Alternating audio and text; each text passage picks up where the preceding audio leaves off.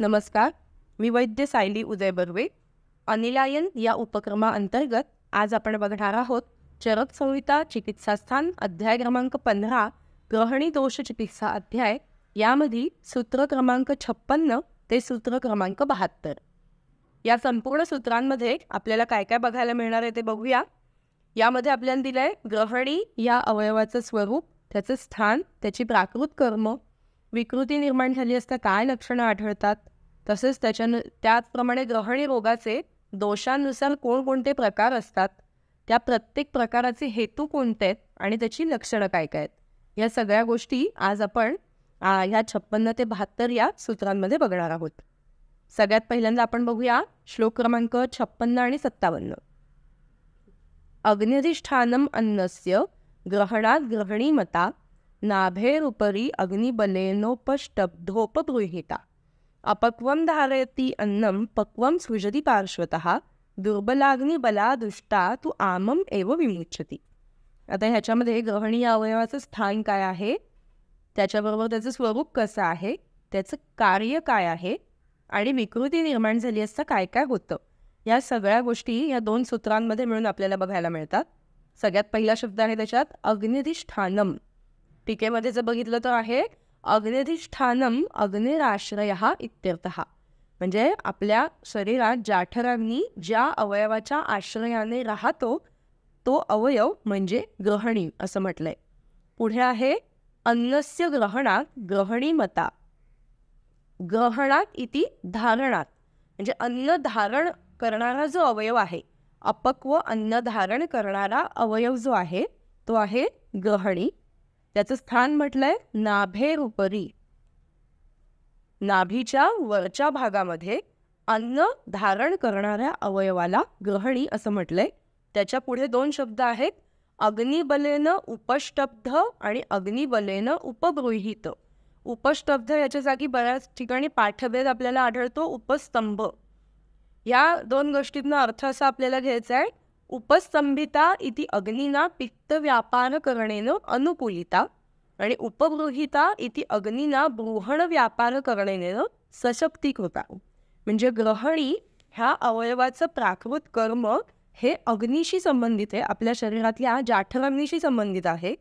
जाठराग्नीच्या बलानुसार, म्हणजे अग्निबल जितकं चांगलं आहे तितकं ग्रहणीचं काम हे प्राकृत कार्य हे योग्य पद्धतीने घडणार आहे असं ह्याच्यातून म्हटलंय. त्याच्या पुढे म्हटलंय बघा काय, ग्रहणीचं प्राकृत कर्म काय आहे ह्याच्या पुढे सांगितलंय अपक्वम धारयति अन्नम पक्वम सृजति पार्श्वतः. सृजति पार्श्वतः याचं टीकेमध्ये दिलंय बघा काय, सृजति इति वाम पार्श्वतः सृजति यतः ग्रहणी गुदौ वाम पार्श्वाश्रयो तेन वामे पार्श्वे पक्वम सृजति इति युक्तम. म्हणजे ग्रहणीचं कार्य काय आहे, अपक्व अन्नाचं धारण करायचं. म्हणजे आमाशयातून जे अपक्व अन्न येतं त्याचं धारण करायचं. संपूर्ण अग्नीचं कार्य हे या ग्रहणी या अवयवात त्या अपक्व अन्नावरती होणार आहे, त्याचं पचन होणार आहे आणि त्याच्यानंतर तिथे पचन झालेलं पक्व अन्न जे आहे हे पुढच्या भागामध्ये पाठवायचं आहे, ग्रहणीच्या पुढच्या भागांमध्ये, ज्याच्यातून सारकिट्टाचं विभाजन पुढे उंडूक प्रदेशी होऊन मग सार भाग शोषला जाईल आणि किट्ट भाग हा गुदाद्वारे बाहेर टाकला जाईल. म्हणून ग्रहणीचं इथे मेन कार्य आपल्याला काय बघायला मिळतं तर अपक्व अन्नाचं धारण करून त्याच्यावर पचनाची प्रक्रिया करायची आणि ती पचनाची पूर्ण प्रक्रिया झाली की तिथून अन्न पुढे पाठवायचं. आता हे संपूर्ण झालं जे आपण बघितलं आत्ताचं हे ग्रहणीचं प्राकृत स्वरूप झालं. त्याच्यामध्ये विकृती आली असता काय घडतं हे आता पुढे दिलंय बघा. दुर्बलाग्नी बलादुष्टा तू आमम एव विमुच्यति. दुर्बलाग्नी म्हणजे ज्यांच्यामध्ये अग्नीचं दौर्बल्य आलेलं आहे, अग्नी दूषित आहे, अशा रुग्णांमध्ये काय होतं, आमम एव विमुच्यति म्हणजे अपक्व अन्न हे तसंच पुढे पाठवलं जातं, पचनाची प्रक्रिया घडत नाही. आणि दुसरा एक शब्द आहे तिथे, एक शब्द आहे दुर्बलाग्नी बला म्हणजे ज्याचं अग्निबल दुर्बल आहे असा, आणि दुसरा आहे दुष्टा. दुष्टा याचं टीकेमध्ये आलेलं आहे दुष्टा इति दोष दुष्टा म्हणजे वात पित्त किंवा कफ किंवा त्रिदोष यांच्यापैकी कोणत्याही दोषाचा प्रकोप जर ग्रहणीच्या ठिकाणी झालेला असेल तरी सुद्धा ग्रहणीच्या कार्यामध्ये विकृतता येणार आहे. आणि ती काय विकृतता आहे ते सांगितलंय त्यांनी, आमम एव विमुच्यति. अपक्वम एव अन्नम विमुच्यती असं टीकेमध्ये म्हटलंय. म्हणजे काय, पचनाची क्रिया ज्या अन्नावर झालेली नाही असंच अन्न हे ग्रहणीतून पुढच्या भागामध्ये जाणार आहे महास्रोतसाच्या, असं त्यांनी म्हटलंय. आता ह्याचा जर आपण विचार करायला गेलो तर ग्रहणी हा अवयव बघितला आपण, तर त्याच्यामध्ये आपल्याला आता त्याच्या कर्म आणि स्थानानुसार ज्या गोष्टी लक्षात येतात त्या म्हणजे त्याच्यामध्ये अग्नी, जाठराग्नीच्या स्थानाबरोबरच काय म्हटले दुसरं समान वायूचं स्थान देखील आहे. कारण समान वायूचं आपण कर्म काय बघतो, अन्नम गृह्णाती पचती विवेचयती मुंचती, म्हणून समान वायू हाही महत्त्वाचा भाग राहणार आहे ग्रहणी या अवयवामध्ये. दुसरे राहणार आहे पाचक पित्त, आणि पित्तधरा कलेचं स्थायी सुद्धा आपल्याला ग्रहणीय सांगितलेलं दिसतं. आता जर आपण ॲनाटॉमी फिजिओलॉजीचा विचार केला ह्याच्यामध्ये, तर आपण असं लक्षात घेऊ शकतो की ह्याच्यामध्ये स्मॉल इंटेस्टाईनचा भाग, स्पेशली त्याच्यामध्ये डिओडिनम आणि त्याला अलाइड असलेले पॅनक्रियाज आणि गॉल ब्लॅडर, ज्याच्यामधून आपल्याला डायजेस्टिव्ह एन्झाईम्स आणि ज्युसेस मिळतात आणि जिथून ॲक्च्युअल पचनाची प्रोसेस चालू होते, हा सगळा भाग आपण ग्रहणी या नावाखाली कन्सिडर करू शकतो. हे झाले श्लोक क्रमांक 56 आणि 57. आता इथून पुढे बघूया श्लोक क्रमांक 58. ह्याच्यामध्ये दोषानुसार ग्रहणी या रोगाचे काय काय प्रकार होतात हे आपल्याला बघायला मिळते. वातात पित्तात कफाच्च स्यात् तद रोगः स्त्रिभ्यः एव च हेतुं लिंगम रूपभेदात शृणु तस्य पृथक पृथक. आता ह्यांनी काय म्हटलंय, दोषानुरूप आपले वातज, पित्तज, कफज आणि सन्निपातज म्हणजे त्रिदोषज असे ग्रहणी या रोगाचे 4 प्रकार होतात. आणि पुढे जाऊन आता त्यांची हेतू काय काय आहेत, लक्षणं काय काय आहेत, हे आपल्याला पुढच्या श्लोकांमध्ये बघायचे असं इथे सांगितलंय. त्याच्या पुढे बघूया श्लोक क्रमांक 59 ते श्लोक क्रमांक 64. या संपूर्ण सूत्रांमध्ये आपल्याला वातज ग्रहणीचे हेतू काय आहेत आणि त्याची लक्षणं काय काय दिसतात हे बघायला मिळतं. सगळ्यात पहिले आपण श्लोक वाचून घेऊया.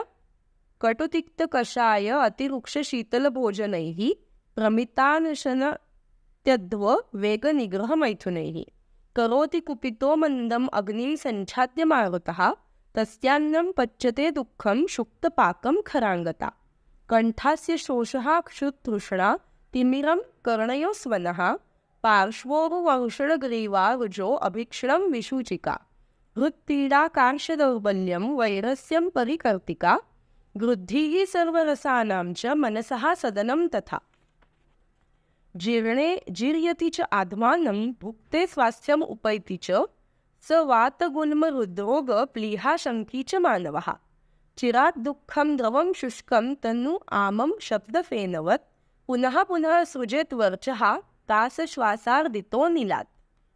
आता वातज ग्रहणीचे हेतू ह्याच्यामध्ये काय काय सांगितलेत त्याची सगळ्यात आधी बघूया. कटु तिक्त कषाय आहार, आहारामध्ये तिखट, कडू आणि तुरट ह्या पदार्थांचा जास्त वापर करायला, कारण आपल्याला माहिती की अशा पद्धतीचा आहार घेतल्यामुळे त्याने वातप्रकोप व्हायला मदत होते. त्याच्यानंतर म्हटलं त्यांनी अतिरुक्ष आहार किंवा अतिशीत आहार. ह्याच्यामध्ये जर आपण विचार करायचा झाला तर आपल्या आहारात मसाल्यांचा अतिवापर असणं किंवा कडधान्य अति जास्त प्रमाणात खाल्ली जाणं, कोणतेही बेकरी प्रॉडक्ट्स, बिस्किट, पिझ्झा वगैरे अशा पद्धतीचा समावेश आपल्या आहारामध्ये जास्त असणं किंवा वेगवेगळ्या प्रकारचे कोल्ड्रिंक्स, सॉफ्ट ड्रिंक्स यांचा समावेश आहारात जास्त असणं, हे सगळे आपल्याला वातज ग्रहणीचे हेतू म्हणून बघायला मिळतात. पुढे त्यांनी म्हटलंय प्रमिताशन आणि अनशन, म्हणजे भूक लागलेली असताना पण खूप कमी प्रमाणामध्ये खायचं किंवा जेवायचंच नाही वेळच्या वेळी. म्हणजे थोडक्यात काही काही वेळेला असं म्हटलं जातं ना, डायटिंगचे वेगवेगळी आपल्या ह्याच्यामध्ये काय म्हणतो आपण, डोक्यात वेगवेगळ्या गोष्टी येत असतात काही लोकांच्या. तर ते हे प्रकार झाले की भूक लागलेली असली तरी मी काही जेवणार नाही आहे किंवा खूपच कमी खाणार आहे, अशा गोष्टी केल्या असता ॲक्च्युली डायटिंग न होता आपल्या शरीरामध्ये वातप्रकोप व्हायला त्याने मदत होत असते. म्हणून ते हेतू सांगितलेले आहेत वातज ग्रहणीचे. त्याच्यानंतर शब्द आलाय अत्यध्व. अध्व म्हणजे खूप चालणं, अति जास्त प्रमाणामध्ये चालणं. आता ह्याचा विचार करताना आपण करू शकतो की अति व्यायाम कुठल्याही प्रकारचा करणं ज्याने चलगुणाने वातप्रकोप होईल. त्याच्या पुढे आहे वेगविधारण. अधारणीय वेगांचं निधारण केलं तर वातप्रकोप होतो.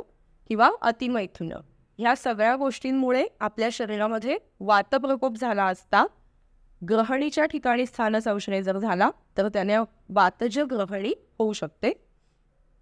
पुढे काय म्हटलंय त्यांनी बघा, करोती कुपितो मंदम अग्निं संछाद्य मारुतः. ह्याचा एक पाठभेद आपल्याला बघायला मिळतो. मारुतः कुपितो वह्निं संछाद्य कुरुते गदान. म्हणजे थोडक्यात काय होतं, मार्गावरोजन्य वातप्रकोप होतो आणि वह्निं संछाद्य म्हणजे अग्नीच्या भोवती एक आच्छादन आवरण तयार होतं त्या वाताचं आणि त्याच्यामुळे ग्रहणी रोगाची उत्पत्ती होते असं म्हटलंय. त्याची लक्षणं काय काय सांगितलेत बघा. तस्यान्नम पच्यते दुःखम म्हणजे कष्टाने अन्नपचन होतं, लगेच पचत नाही व्यवस्थित त्या माणसाने खाल्लेलं कधीही. शुक्तपाकम, शुक्तपाकम म्हणजे इथे शुक्तता अम्लता निर्माण होते, विदग्धता येते खाल्लेल्या अन्नाला. खरांगता म्हणजे ड्रायनेस येतो संपूर्ण शरीरामध्ये, रौक्ष येतं. पुढे म्हटलंय त्यांनी कंठास्य शोषहा, तोंड आणि गळा ह्याच्यामध्ये सारखं कोरड पडल्यासारखं वाटतं. क्षुध तृष्णा, आता इथे लक्षात घेण्यासारखी गोष्ट आहे म्हणजे क्षुधा आणि तृष्णा ही दोन्ही लक्षणं ग्रहणी या अवयवाची विकृती इथे वाताने झाली असतं सांगितली आहे. म्हणजे जरी अग्नीची विकृती झालेली असली तरी त्या रुग्णाला भूक लागते, भूक लागत नाही असं होत नाही, भूक मंद होत नाही, त्याची भूक आणि तहान ह्या दोन्ही गोष्टी जाणवतात त्याला. तिमिरम म्हणजे डोळ्यापुढे अंधारी येते. कर्णयो स्वनहा, कानामध्ये सतत कसला तरी आवाज येत असल्याचं कर्णनाद आपण ज्याला म्हणतो ते फिलिंग असतं. पार्श्ववंक्षण ग्रीवा रुजो अभीक्षणम, अभीक्षणम म्हणजे सतत दुखत राहतं. पार्श्ववंक्षण ग्रीवा ह्या प्रदेशांमध्ये सतत त्यांना वेदना होत राहतात. आणि पुढे म्हटलं विसूचिका, विसूचिका म्हणजे अन्न अपक्व अवस्थेतच शरीरातून बाहेर पडतं उलटी आणि जुलाब ह्याद्वारे. पुढे लक्षण दिले आहेत हृदपीडा, हृदयाच्या ठिकाणी बारीक बारीक सतत दुखत असण्यासारखं वगैरे वाटतं. कार्श्य आणि दौर्बल्य, रुग्ण कृश होतो आणि त्यांना दौर्बल्य येतं. वैरस्यम, आस्य वैरस्य, चव नीट कळत नाही जे खातोय त्या पदार्थांची. परिकर्तिका, फिशर्स, गुदद्वाराच्या ठिकाणी चिरा पडल्याप्रमाणे होतं आणि त्याच्यातून कधी कधी रक्तस्राव देखील होतो. त्याच्या पुढचं एक लक्षण बघा काय म्हटलंय त्यांनी, गृद्धी ही सर्व रसानाम म्हणजे काय तर सहाही रस आपल्या आहारामध्ये असतील अशा सगळ्या आहारांचं सेवन करण्याची इच्छा होणं. म्हणजे अमुक एक रस नको आहे किंवा एक पदार्थ गोड खावंच वाटत नाही आहे किंवा आंबट खावंच वाटत नाही असं नाही, तर त्याला षड्रसयुक्त आहारांचं सेवन करण्याची इच्छा निर्माण होते. हे व्याधी स्वभावानुसार आलेलं लक्षण आहे.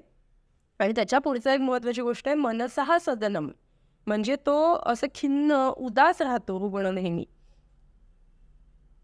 त्याच्यानंतर एक लक्षण बघा काय म्हटलंय, जीर्णे जिर्यतीचे आत्मानम भुक्ते स्वास्थ्यम उपैतीचं. हे टिपिकल वातज ग्रहणीचं अजून एक लक्षण आलेलं आहे. जीर्णे आणि जिर्यती म्हणजे जेव्हा आहार पूर्ण पचलेला असेल, जीर्ण अवस्थेत असेल किंवा जिर्यती पच्यमान अवस्थेत असेल तेव्हा रुग्णाला आत्मान म्हणजे पोट फुगल्यासारखं गॅसेस झाल्यासारखं वाटतं. भुक्ते स्वास्थ्यम उपैतीचं, जेव्हा भूक लागलेली असते आणि रुग्ण जेवतो खातो तेव्हा त्याला बरं वाटतं असं फिलिंग येतं. हे टिपिकल वातज ग्रहणीमध्ये आपल्याला लक्षण दिसतं. त्याच्या पुढे बघा काय म्हटलंय, स वात गुल्म हृद्रोग प्लिहा शंकीच मानवहा म्हणजे ह्याच्यामध्ये हिची सगळी लक्षणं दिसतात. कुठे दुखतं किंवा काय होतं, आदमान होतं, हृदपीडा होते, ह्या सगळ्या गोष्टी आपल्याला एक तर वातज गुल्म किंवा हृदरोग किंवा प्लिहा रोग या रोगांची लक्षणं म्हणून पण दिसतात. म्हणून कधी कधी रुग्णाला असं वाटतं की आपल्याला नक्की ह्याच्यातलं तर अजून काही होत नाहीये ना. म्हणजे बऱ्याचदा असं होतं की पोटात कुठेतरी असं बारीक दुखत असतं पण मग असं रुग्णाला वाटायला लागतं की अरे बापरे म्हणजे आपल्याला हार्टशी रिलेटेड तर काही गोष्ट नाही आहे ना. तर अशा सतत शंका येत राहतात की हे बाकीचे आजार तर काही नाही आहेत ना. आणि त्याच्या पुढे काय म्हटलंय बघा, पुढची ओळ जी आहे ती मलप्रवृत्ती कशी असते वाताच्या ग्रहणीमध्ये ते सांगितलं ह्याच्यामध्ये. चिरात दुःखम द्रवम शुष्कम तनु आमम शब्द फेनवत पुन्हा पुन्हा सृजेत वरचहा. आता ह्याच्यामध्ये लक्षात घ्यायचंय पुन्हा पुन्हा सृजेत म्हणजे मोशन्सची फ्रिक्वेन्सी वाढते पण तिथे काय म्हटलंय त्यांनी चिरात म्हणजे एका वेळेला मोशन अटेंड करण्याचं टायमिंग ह्या प्रत्येक पेशंटचं वाढतं. बराच काळ बसून राहिल्यानंतर मोशन्स होतात आणि त्यांची फ्रिक्वेन्सी पण वाढलेली असते. आणि पुढे म्हटलंय द्रवम किंवा शुष्कम, म्हणजे एक तर लूज मोशन्स असतील किंवा कॉन्स्टिपेटेड फिलिंग असेल, ह्या दोन्हीपैकी काहीतरी एक असतं. आमम शब्द फेनवत, म्हणजे मोशन्स पास होत असताना गॅस पास झाल्यावरती जसा आवाज येतो तसं, आणि फेस युक्त असं अन्न नीट न पचलेल्या अवस्थेमध्ये तसंच शरीराबाहेर टाकलं जातं. त्याच्यानंतर शेवटचा शब्द आहे कास श्वासार देतो निलात, म्हणजे अशा रुग्णांमध्ये श्वास आणि कास हे रोग सतत वारंवार होत असतात. आता जर हे संपूर्ण वातजिगरणीचे तुम्ही जर लक्षणं बघितलीत तर वातजिगरणीची टिपिकल लक्षणं लक्षात घेण्यासाठी म्हणजे अग्नी जरी दुर्बल झाला असेल तिथे तरी भूक आणि तहान, म्हणजे फक्त तहान लागत नाही तर भूक सुद्धा त्या माणसाला जाणवते. खाल्ल्यानंतर बरं वाटतं. जेव्हा ते अन्न पचायला सुरुवात होते तेव्हा मात्र त्याला आधमान व्हायला सुरुवात होते. त्याच्यानंतर वृद्धी सर्व रसानाम हे टिपिकल लक्षण आलंय. आणि मोशन्सची फ्रिक्वेन्सी खूप जास्त असते आणि एका वेळेला मोशन्सचं टायमिंग पण खूप जास्त असतं. आणि द्रव किंवा शुष्क ह्यामध्ये लूज मोशन किंवा कॉन्स्टिपेटेड मोशन्स हे दोन्ही पद्धतीचे मोशन्स रुग्णामध्ये असू शकतात. याच्यानंतर आपण बघणार आहोत श्लोक क्रमांक 65 आणि 66 हे आहेत पित्तजिघाणीचे हेतू आणि लक्षणं. श्लोक वाचून घेऊया आपण आधी. कटु अजीर्ण विदाही अम्लक्षाराद्यैः पित्तमुल्बणम अग्निम आप्लावयत हंती जलम तप्त इव अनलम. म्हणजे इथे काय म्हटलंय त्यांनी, सगळ्यात पहिल्या ओळीत दिलेलं आहे की हेतू काय काय आहेत ते. कटू रसात्मक आहार, अजीर्ण होईल अशा पद्धतीचा घेतलेला आहार किंवा सतत अजीर्ण होण्याची टेंडन्सी ज्या रुग्णांमध्ये असते असं. विदाही आहार, अम्ल आहार किंवा क्षारयुक्त आहार.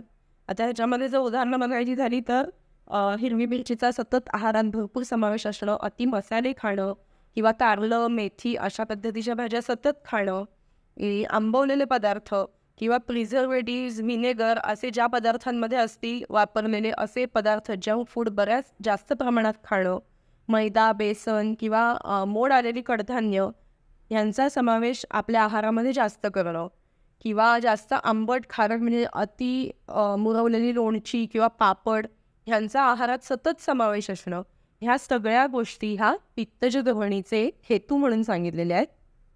पुढच्या वेळ बघा काय म्हटले त्यांनी, आप्लावयन हंती अग्नी, म्हणजे काय म्हटलंय, ह्या सगळ्या हेतूंमुळे द्रवगुणाने पित्ताची वृद्धी होते. आणि आप्लावयन याचा अर्थ दिलाय त्यांनी द्रवेण आर्द्रीकरणम, म्हणजे द्रवगुणाने पित्त वाढतं आणि ते अग्नीला दौर्बल्य आणण्यासाठी म्हणून काम करतं. त्याला उदाहरण त्यांनी दिलंय जलम तप्तम इव अनलम, म्हणजे गरम पाणी जरी आपण कुठल्याही आगीवर किंवा निखाऱ्यावर ओतलं तर त्याने आग विझायलाच मदत होते. जरी ते उष्ण गुणात्मक असेल तरी सुद्धा ते शेवटी आग विझवणार आहे. त्याचप्रमाणे इथे काय म्हटलंय त्यांनी, द्रवगुणाने पित्ताची वृद्धी जरी झाली असेल उष्ण द्रवगुणाने तरी सुद्धा ते काय करणार आहे, अग्निम हंती, अग्नी दौर्बल्य निर्माण करायला मदत करणार आहे आणि त्याच्यातून पुढे पित्तजिघाणी होणार आहे. आता त्याची लक्षणं पुढच्या श्लोकात सांगितली आहेत बघा. श्लोक क्रमांक 66. सो अजीर्णम नीलपीताभम पीताभा सार्यते द्रवम पोती अम्लोद्गार हृत्कंठदाह अरुची तृढदितः. म्हणजे त्याचा वर्ण पिताभ दिसायला लागतो आपल्याला रुग्णाचा. त्या येल्लोइश पीच दिसते म्युकोजल मेम्ब्रेन्समध्ये. त्याच्यानंतर मल प्रवृत्ती होत असताना अजीर्ण म्हणजे आम असलेली नीलपित्तवर्णी हे पित्ताचे टिपिकल कलर्स सांगितलेले आहेत दुष्ट पित्ताचे, तर तसा मल असतो आणि द्रवमल प्रवृत्ती ह्याच्यामध्ये बघायला मिळते. पुढे दिले त्यांनी पूती अम्लोद्गार, म्हणजे दुर्गंधीयुक्त असे आंबट सतत त्यांना ढेकर येत असते रुग्णाला. हृत्कंठ दाह, अरुची ह्याच्यामध्ये म्हणजे काय असतं बघा, अरुची दिलंय आणि तृष्णा दिलंय, म्हणजे खावंसं वाटत नाही रुग्णाला पण तहान मात्र लागते. मध्ये आपण वाताच्याचं बघितलं तर तेव्हा भूक आणि तहान दोन्ही गोष्टी होत्या आणि द्रव किंवा शुष्क अशी मला प्रवृत्ती होती. पित्तजिघाणीमध्ये बघा लक्षणं देताना द्रव मला प्रवृत्ती आहे आणि भूक लागत नाही, म्हणजे खावंसं काही वाटत नाही पण तहान मात्र लागते असं म्हटलंय. हे झालं आपल्याला पित्तजिघाणीचे हेतू आणि लक्षणं. त्याच्या पुढचे श्लोक आहेत आता श्लोक क्रमांक 67 ते श्लोक क्रमांक 70. ह्याच्यामध्ये कफजिघाणीचे हेतू आणि लक्षणं दिली आहेत. श्लोक काय आहेत बघूया आधी. श्लोक क्रमांक 67. गुरु अतिस्निग्ध शीतादि भोजनात अतिभोजनात भुक्तमात्रस्य च स्वप्नात हंत्यम अग्निम कुपितः कफः. आता ह्याच्यामध्ये काय काय म्हटलं बघा. गुरु अतिस्निग्ध किंवा शीत भोजन किंवा अतिभोजन, आणि पुढे महत्त्वाचा शब्द आहे भुक्तमात्रस्य च स्वप्नात, म्हणजे खाल्ल्यावर लगेच आडवं व्हायचं, काहीही थोडीशी शारीरिक हालचाल न करता. या सगळ्या गोष्टींमुळे काय होतं, द्रव आणि शीतगुणाने कफाची वृद्धी होते आणि त्याच्यातून कफज ग्रहणी निर्माण होते असं म्हटलंय. नेहमीच्या आहारातले जर आपल्याला ह्याच्यामध्ये हेतू बघायचे झाले तर अति तेलकट किंवा अति तळलेले, अति आंबवलेले पदार्थ किंवा पनीरसारखे पदार्थ, पचायला जड असतील असे पदार्थ, त्याच्याबरोबर जास्त प्रमाणांमध्ये सतत पक्वान्नांचं सेवन, गोड पदार्थ सतत काही ना काहीतरी खाण्यात आहेत, किंवा एका वेळेला खूप जास्त प्रमाणामध्ये जेवलंय, आपल्या आहार शक्तीपेक्षा जास्त प्रमाणामध्ये आपला इंटेक झाला आहे, ह्या सगळ्या गोष्टी, किंवा बऱ्याच जणांना अशी सवय असते की खाल्ल्या लगेच आडवं व्हायचं, किंवा बऱ्याचदा असं होतं की आपलं ऑफिस, जॉब अवर्स या सगळ्या गोष्टींमुळे रात्री घरी पोचायला उशीर होतो, त्याच्यानंतर मग कसं बसं अरे बापरे एवढे वाजलेत म्हणून थोडंसं काहीतरी जेवायचं आणि लगेच झोपायचं. तर अशा रुग्णांमध्ये आपल्याला बऱ्याचदा कफज ग्रहणी हा आजार बघायला मिळतो. त्याची लक्षणं काय काय सांगितलीत बघा. तस्यान्नं पच्यते दुःखम हृल्लासश्चर्द्य रोचकः आस्योपदेह माधुर्य कासष्ठीवन पीनसाः हृदयं मन्यते स्त्यानम् उदरं स्तिमितं गुरु दुष्टो मधुर उद्गारः सदनं स्त्रीषु अहर्षणं भिन्न आमश्लेष्म संसृष्ट गुरुर्वर्चः प्रवर्तनम अकृशस्य अपि दौर्बल्यम आलस्यम च कफात्मके. आता द्रव शीतगुणाने कफाची वृद्धी होऊन जेव्हा अग्नी दौर्बल्य येतं आणि ग्रहणी निर्माण होतो, तेव्हा काय काय लक्षणं कफज ग्रहणीची दिसतात ती बघूया. कष्टाने अन्नाचं पचन होतं, म्हणजे अन्न पचन प्रक्रिया ही नीट पद्धतीने होत नाही. त्याच्यानंतर त्यांनी म्हटलंय फुल्लास छर्दी अरोचक, म्हणजे नॉशिया होत राहतो, उलट्या होत राहतात पेशंटला, आणि तोंडाला चव नसते, अरुची असते. आस्योपदेह माधुर्य, म्हणजे एक तर तोंडाला काहीतरी सतत चिकटा बसलेला आहे, तोंडामध्ये कसलं तरी थर जमा झाला असं फिलिंग असतं रुग्णाला, किंवा सतत काहीतरी गोड खाल्लेलं नसताना सुद्धा तोंड गोड आहे असं वाटत राहतं.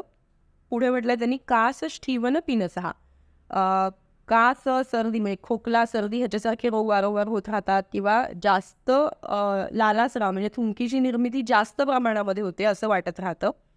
हृदयं मन्यते स्त्यानम उदरम स्तिमितं गुरु, म्हणजे हृदय आणि उदर या ठिकाणी स्थैमित्य आल्यासारखं, आखडल्यासारखं, कोणीतरी पकडून ठेवल्यासारखं, किंवा थंड कुठल्या तरी गोष्टीने ते बांधून ठेवल्यासारखं, किंवा जड असं त्यांना जाणवत राहतं सतत.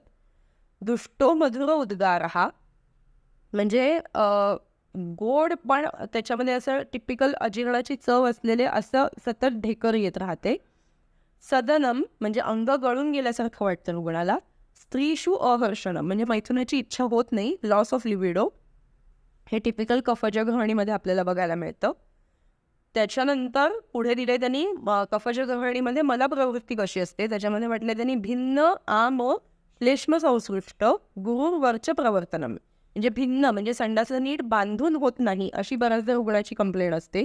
आम म्हणजे अपक्व अन्न त्याच्यामध्ये असतं. श्लेष्म संसृष्ट म्हणजे चिकट शेंडाप्रमाणे संडासला होतं, आव पडते असं पेशंट म्हणतात बऱ्याचदा.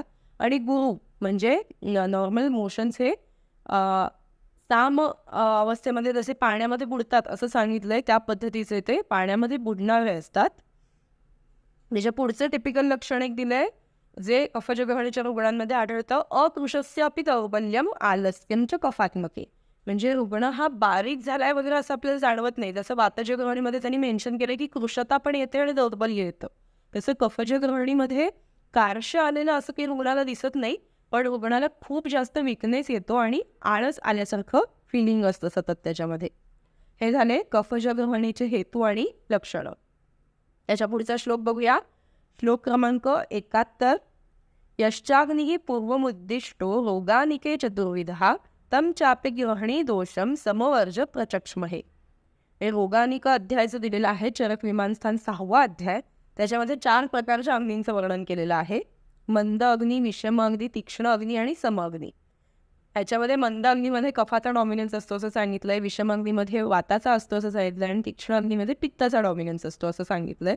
तर ह्या श्लोकामध्ये असं म्हटलंय की रोगानिका अध्यायामध्ये जे 4 प्रकारचे आपल्या शरीरामध्ये अग्नी सांगितलेले आहेत, मंद, विषम, तीक्ष्ण आणि सम अग्नी, ह्यापैकी समवर्ज म्हणजे फक्त समाग्नी सोडला तर बाकीच्या 3ही प्रकारच्या अग्नीमध्ये म्हणजे बाकी 3ही प्रकारचे अग्नी ते ग्रहणी रोगाला कारणीभूत ठरतात असं म्हटलंय. म्हणजे मंदाग्नी, विषमाग्नी किंवा तीक्ष्णाग्नी ह्या अग्नींमुळे ग्रहणी रोग होऊ शकतो त्या रुग्णामध्ये, असं या श्लोकामध्ये आपल्याला सांगितलंय.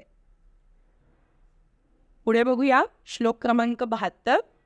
पृथक वातादि निर्दिष्ट हेतुलिंग समागमे त्रिदोषम निर्दिशेत तेषाम भेषजम शृण्वतः परम. जे आपण आत्तापर्यंत वातज, पित्तज आणि कफज ग्रहणींची हेतू आणि लक्षणं ही सगळी वेगवेगळी बघितली आहेत. ह्या सगळ्या हेतू किंवा लक्षणांचं एकत्र येऊन परम्युटेशन कॉम्बिनेशन होऊन जे काय आपल्याला दिसतं तो असतं त्रिदोषज ग्रहणी असं इथे म्हटलंय. म्हणजे ह्याच्यामध्ये वात, पित्त, कफांचा प्रकोप करणाऱ्या हेतूंचं सेवन केलं जाऊन वात, पित्तज आणि कफज ग्रहणीची जी जी लक्षणं दिसली आहेत त्यातली कंबाईन लक्षणं आपल्याला त्रिदोषज ग्रहणीमध्ये दिसतात असं म्हटलंय. इथून पुढच्या श्लोकांमध्ये आपण त्याची चिकित्सा बघणार आहोत असे ह्या श्लोकामध्ये म्हटलंय. अशा पद्धतीने आत्तापर्यंत आपण बघितले श्लोक क्रमांक 56 ते श्लोक क्रमांक 72. ह्याच्यामध्ये आपण बघितलं ग्रहणी या अवयवाचं स्थान, प्राकृत कर्म, त्याचं स्वरूप कसं आहे ते, दोषांनुसार ग्रहणी रोगाचे होणारे प्रकार, त्यांची हेतू आणि लक्षणं. धन्यवाद.